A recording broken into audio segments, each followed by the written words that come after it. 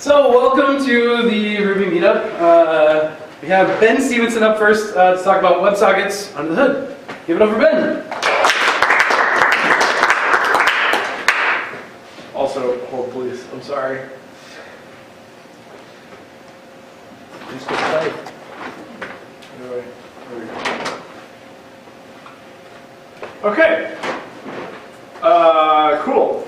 Okay, the title of my talk is WebSockets Under the Hood. It's like bowling but different, which is dumb. Hi everybody, I am Ben. I work at a company in town called Median. We build browser-based screen sharing software, and our whole platform uses WebSockets to broker communication.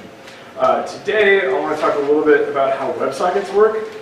This is going to be a little bit of a different style talk, mostly because I want to talk about how the actual protocol works and less how to use them in production. This is kind of new for me in general. I had a lot of fun putting this talk together. I kind of asked you guys for feedback at the end and let me know if you actually think that this is interesting, because I would like to do more of these kind of deep dive talks in the future. This is less on code and more on like how the protocol works itself. So less about using it in production and actually implementing it on your servers and in your client, and more about what even happens when you actually use them. So the first thing that I want to say, just like as a little bit of a disclaimer, is that I think it's really important to think about WebSockets as a transport layer and nothing else. It can be a lot fancier than that. You can use it for a lot more things, but in the context of this talk, we're just thinking about sending bits of information from one place to the other in like a fast, low overhead kind of way. So the nice way to start is by just talking about what are WebSockets. So WebSockets are a low overhead, real-time, message-oriented browser-based protocol, which is like a lot of stuff. So I want to break this down and kind of walk through what each one means specifically. Ultimately, WebSockets are a way inside your browser to be able to communicate with the server really, really quickly, roughly in real time, without having to do any kind of polling or some sort of interaction like that, and in a way that you don't have to send a lot of data back and forth, right? It's a persistent open connection. So first, WebSockets have a really low overhead. So each message that's passed between the browser and the server doesn't have to actually have the full weight of a full HTTP request, right? So it doesn't have to send all the headers, all the cookies, all the other information that you would normally associate with a standard full HTTP request, which means that the server has less work to do. It doesn't have to parse as much information. It doesn't have to do that. They are real-time, so message sending, transmitting, and receiving is instantaneous-ish, depending on what your servers are. There are certain latencies and queues and things like that. But really what it means is that it will send a message. You can use that then on the server and the client to respond to those messages as they were events, as opposed to having to do something like polling, which is pretty common to say, let's check for updates every 2 seconds or 5 seconds or whatever. The nice thing about WebSockets is that connections can actually just stay open indefinitely. WebSockets actually have a ping and a pong method that effectively will do a keep alive check. So the connection will send data back and forth over this open TCP connection to say, hello, Mr. Server, are you still there? Might I grab some information from you? And the server will say, like, yep, I'm still here. And they're actually a simple TCP connection between the client and server. We'll talk a little bit about more what this means, but they're really low overhead when it comes to sending messages back and forth, but it is over TCP, so it isn't kind of, when we think about UDP in the sense of, we're just going to send a message and not even pay attention if anyone gets it, we are actually doing those checks. We are actually figuring out, okay, did the server get my message? Am I actually doing this handshake? Is those kind of things. WebSocket is message-oriented, so it can either send UTF-8 text messages or binary messages. So you can, a pretty common pattern is to send like a JSON blob over, like a text frame, those kind of stuff. You're like, I'm going to have some data that I want to render in my front end, or I'm responding to an event. We'll send it as a text form. You can also just send raw data back down through the frame. And what's really nice about it is that there's a lot of convenient methods on the client in JavaScript for handling those messages, right? So for dealing with things that are happening, it's really easy to work with those. Technically, WebSockets supports like this streaming concept. We'll talk about it a little bit when we get a little bit more in depth, but it's not really used in practice. I've actually never seen it in the wild, but effectively it's a way to basically say, like, I don't know what the content length of the message I'm sending is, so I'm going to keep a subset of this already open connection even further open, and then continue to basically not buffer data. I'm just going to send it to you as it's going along. it does support that. I've never actually seen it used in production, and I don't think you'll ever encounter an instance where it is, but technically it supports streaming. And it's browser-based, so it is designed specifically to be used in the browser. It's not designed to be used between two servers. It is specifically designed for web browsers, web pages to communicate to a server in real time. Because of that, it has a lot of shady design choices, which were implemented specifically mostly to prevent people from abusing WebSockets to do other nefarious things with servers. It's extremely, extremely well supported in browsers at this point, and it's even supported within web workers. So if you want to get like super fancy, you can actually pass off all of your communication stuff to another thread that's operating within your browser, so you don't even have to worry about it, which I think is super cool.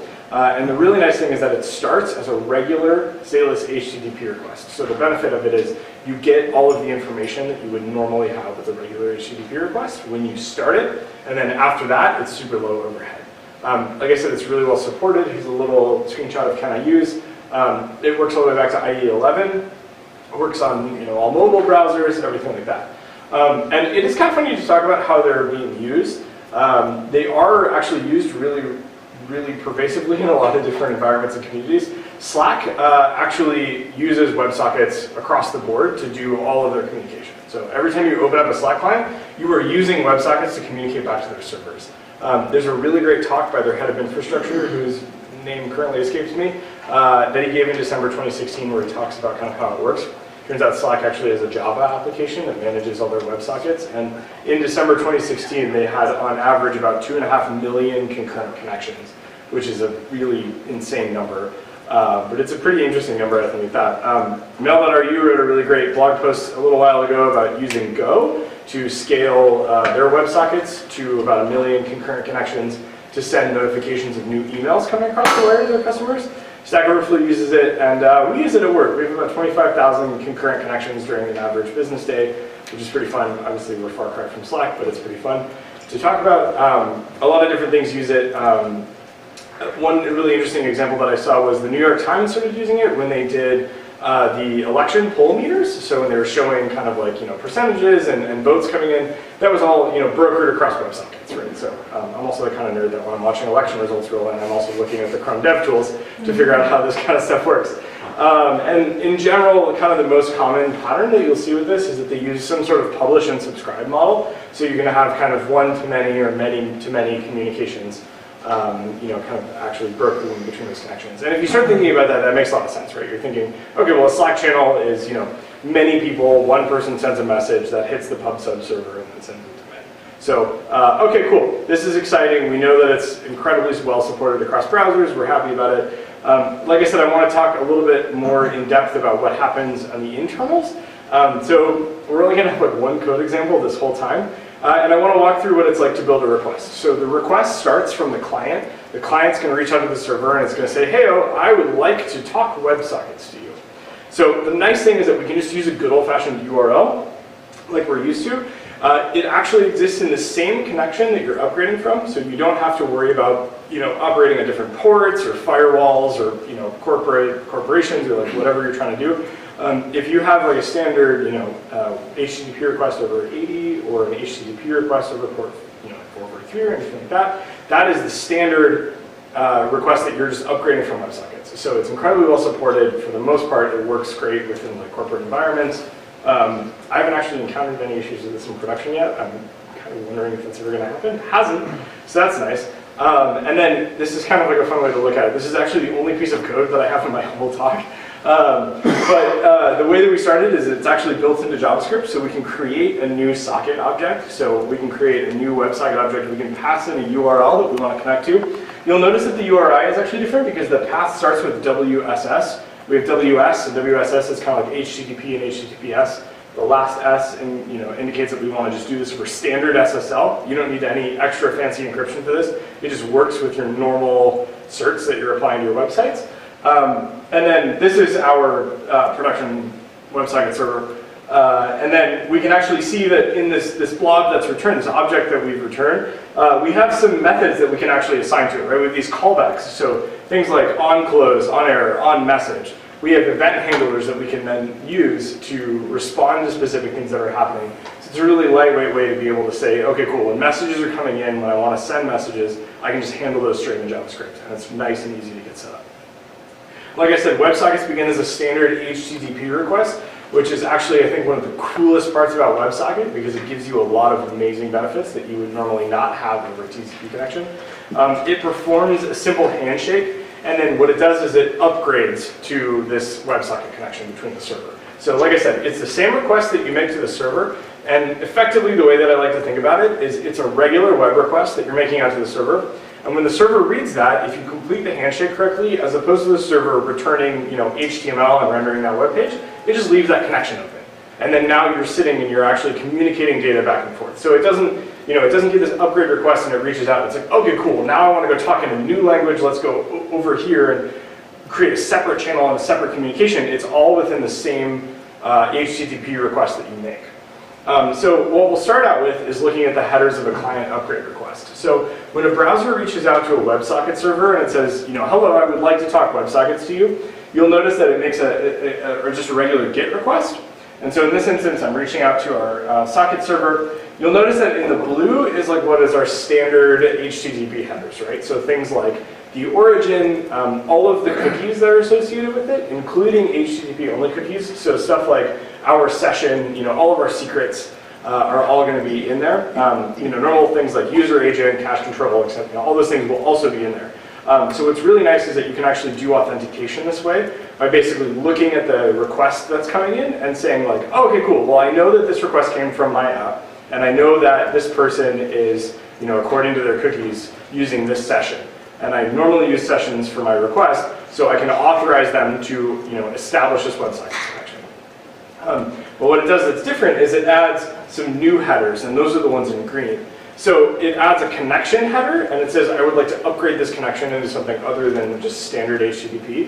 And then it specifies what kind of upgrade. It actually turns out if you go back and you read the HTTP request spec, that they have the ability to support all kinds of different upgrades to different kinds of connections. WebSocket is kind of the cool kid on the block. I don't actually know of any other ones that it does, but this protocol technically supports multiple, they could come up with theoretically anything. So we have to specify, okay, I do want to talk WebSockets. It'll specify a version. This is really just saying we have ratified the version of the current protocol, and so everything you'll see in production is going to be 13. They have some old stuff that no one uses anymore, but it's just, this is a number, we use it. It has a key, we're going to talk about that next, and then it also lists some extensions. So the browser can build in support for extensions. Extensions aren't something that you can write yourself in JavaScript. They have to be baked into Chromes, like the Chromium team was doing it, the Firefox team was doing it. The most common you'll see is the deflate one, which is just, we'll just compress those messages as they're getting sent. And then what this is we have a key. And this key is something that's really important for this upgrade connection to happen. It is a random 16-byte string that's encoded by the client. It's a base64 string. And every single time you make an upgrade request, the browser itself is going to come up with a different random string. This server is actually going to take that string and then a known GUID, we're going to look at that in 1 second, that both the client and the server know, and it's going to smash it together and then hash it and then return that hash. And the value of this is actually, it does two things. The first off is that by the server being able to take that and then do some kind of operation to it and then return it, and the client knows what it's trying to expect, it proves that the server that we're talking to knows how to speak the same protocol, right? It actually proves that the server that we're trying to reach out to knows what the hell we're talking about and actually wants to communicate on the same terms. And the other thing too is that it actually just proves that you're not talking to some sort of cached response. So you can prove that it's some kind of CDN or varnish or something isn't sitting in there caching those upgrade responses. That way we know that we can actually upgrade that request and start an active connection. Something that's really good to know is that we're going to talk a lot about like security and XORing and like masking and all this stuff. None of this is encryption. None of this is designed to keep the data that you're sending across the wire safe. It's actually designed to prevent abuse. So we'll talk about that a little bit, but none of this stuff that we're talking about is like designed to keep your data away from prying eyes. So what's going to happen is the server is going to go ahead and take that key. So the key's in green. It's going to concatenate it with that UUID. That's going to be the same for every single request. Every single WebSocket server and every single WebSocket client knows that by heart, and it will be able to check it. We'll calculate a quick hash of that using SHA-1, that's just defined in the spec. We'll encode it and we'll return it back.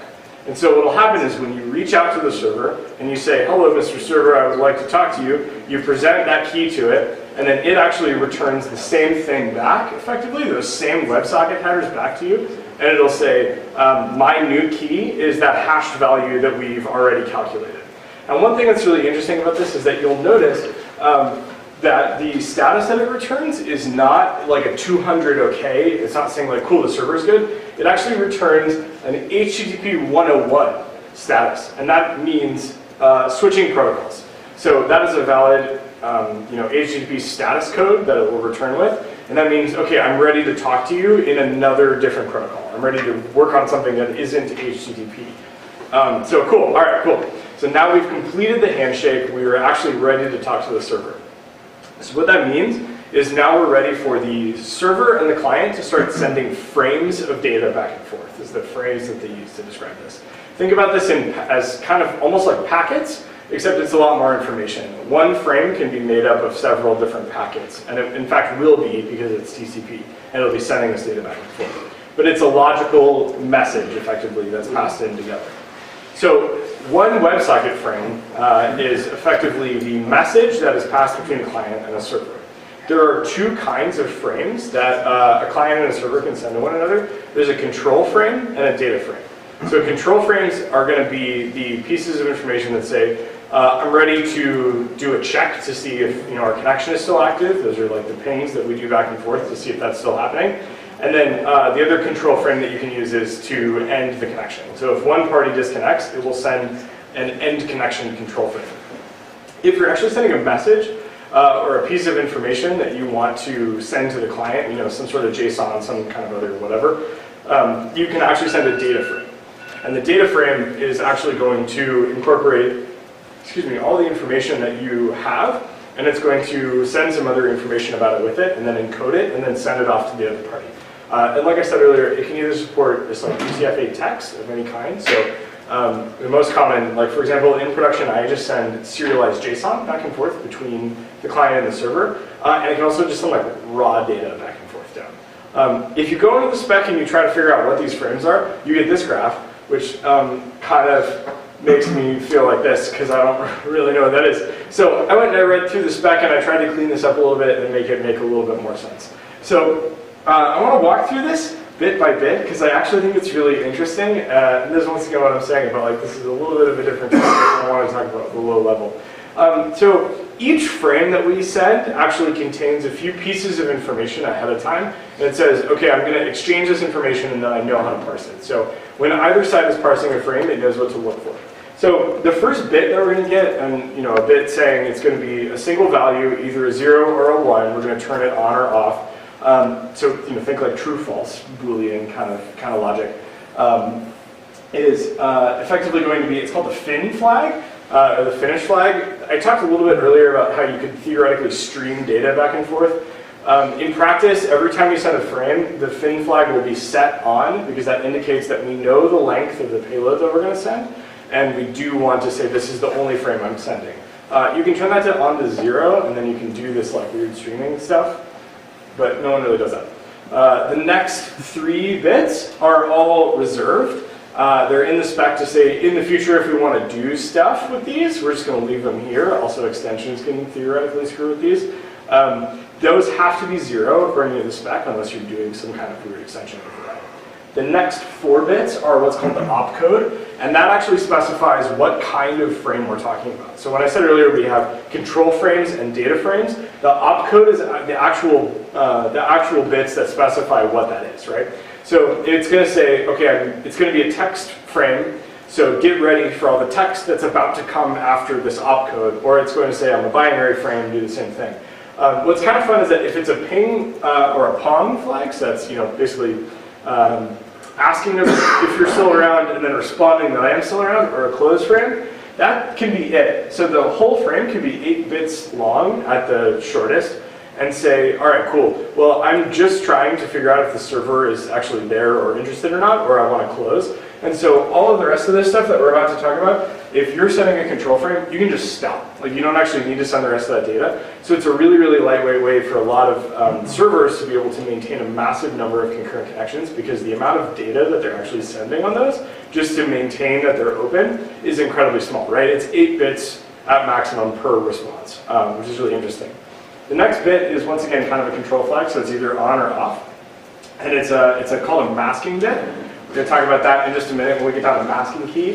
And then the next is the payload length. So what we'll do is we'll buffer the data that we want to send in a frame, and then we'll figure out how long it's going to be. So the interesting thing about WebSockets is that it actually has a variable.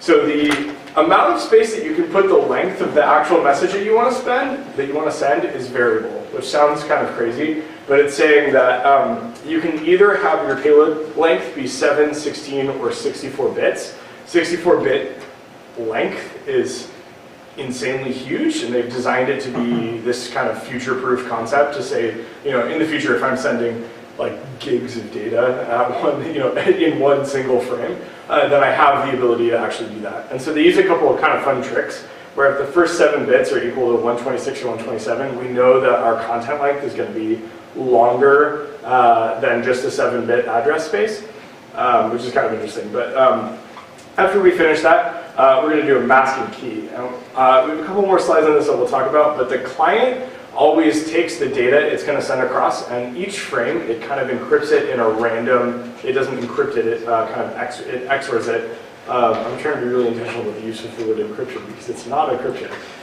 It basically obfuscates the data, the payload that's getting sent across. So if we are masking the data, and we only mask it if we're coming from the client, we have a 32-bit masking key that we then XOR the payload with. And then the payload is the actual data that we're sending across, so the actual message that we're sending, and it's like this, whatever we said it was in the length. So hopefully this makes a little bit more sense. The way that I like to think about it is that the payload length is kind of like the content length header inside an HTTP request. So like if you go out and you're like, can you give me that CSS file? And the server's like, here you go, it's this big. That's kind of the same way. Each frame, we basically buffer the data that we're trying to send, and we say, it's going to be this long, it's this kind of frame, I'm going to send like a text file, and then I'm going to go ahead and mask it because I'm sending it from the browser, and here's the actual file itself. So we kind of do this little bit of the work ahead of time. So hopefully that makes a little bit more sense. One thing that I think is really interesting is that, so masking is what happens when you XOR the payload with a random masking key, right? And each frame actually includes the key that it masks the payload with, right? So if you think about it in terms of, like if we were to write it on a piece of paper, we would write the key and then the payload itself. And the client sends a frame that is masked to the server, but the server does not mask any of its responses. And when you think about that, you're like, oh wait, what? That makes no sense. Like, what? That is a dumb design decision, right? We're creating a random masking key for every single frame we send. It turns out that a lot of the WebSocket protocol was designed specifically to deter assholes. Specifically, security was designed more to protect every website and everyone on the internet, and less to protect like your specific websites and your servers. So once again, the headers and the masking keys and all that stuff are non-encryption. They don't actually encrypt your data and keep it, right? You're actually including the key that you are changing the data with in the same little bag that you're then handing over to people. And so I did some digging and I was like, well, why the hell are they doing this? So it turns out that when WebSocket protocols were designed, open email relay servers were like a huge deal, right? And they were responsible for a lot of spam on the internet and for a lot of spam sending. And it really further turns out that a lot of people have been trying to figure out easy ways to send a good amount of spam just from JavaScript, right? If there's a way that I could make it so that every single person that visits a website from a different IP address all sends spam to the same email, like, that would be like spammer's paradise. That would be fantastic. That way I don't have to keep, knocking off random, websites with shitty PHP vulnerabilities and all that kind of stuff. So they've specifically designed it to avoid this kind of stuff, because browsers that can make cross-protocol TCP attacks are super shitty. So in the masking case, what they're actually doing is they're saying, wouldn't it be shitty if you could craft a frame in a certain way that if you were to send that frame at an email server, it would respond by sending spam out to a lot of people, right? Or insert whatever kind of server that shouldn't respond in that way here, and then imagine a lot of people visiting that website and then having all that happen. So every single time you send a frame from a browser, it picks a random key, and then it just modifies the payload enough to where it's not deterministic per frame, right? So you're never able to actually predict what is about to be sent to the server, right? Like it's going to be close, but you're effectively changing the payload enough to where like you're never going to be able to basically figure out a way to do some kind of DDoS attack or some other garbage, who even knows. And then kind of the last thing that I think is kind of fun to talk about, I did bring it up a little bit, is it's actually a pretty extensible protocol, and you can actually build extensions for it. I mean, you kind of can't specifically, could, but those are protocols that are actually allowed to design and change the payload. So these are, you have to build them inside the server, so if you were to implement your own WebSocket server, you could actually write the extension parser and actually handle all that. But on the client side, you don't actually get to change these. So the Chromium team and the Firefox team and all those people pick the extensions that they want to build into WebSockets, and then they release those. And so what happens is the most common one that you'll see is called per message deflate, and what it does is each frame that you get sent over, it'll just compress it, right? It's kind of like gzipping your images or your CSS, your JavaScript or whatever. It's just happening on a much smaller and a much faster level. It's a pretty interesting way to do that.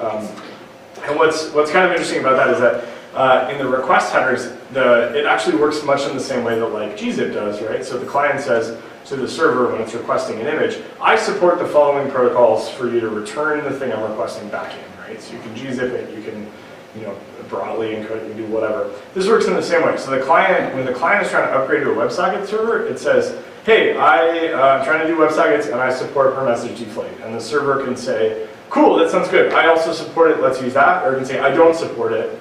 And the client says, great, no worries, I don't actually need it. I do support it, but no worries. So they do negotiate that during that handshake, but it is kind of a nice little way to be able to do things to the WebSocket protocol that sit like kind of adjacent to it. So yeah, that's me. If we have time, I would like to show like a Chrome network capture of it, because Chrome actually is like a super easy to use network tool. So okay, I'm going to do this. That's my text messages. How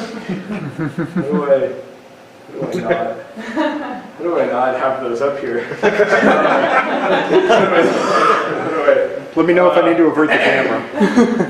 Let's mirror my screen. That was me and Kelsey talking about how she's not going to have a snow day tomorrow. She's very sad about that. So, this is not a low-key product demo. Why is kind of my mouse not go past this? All of this happens on when you're doing AirPlay every now and then. Hold on. Well, please. Great. All right.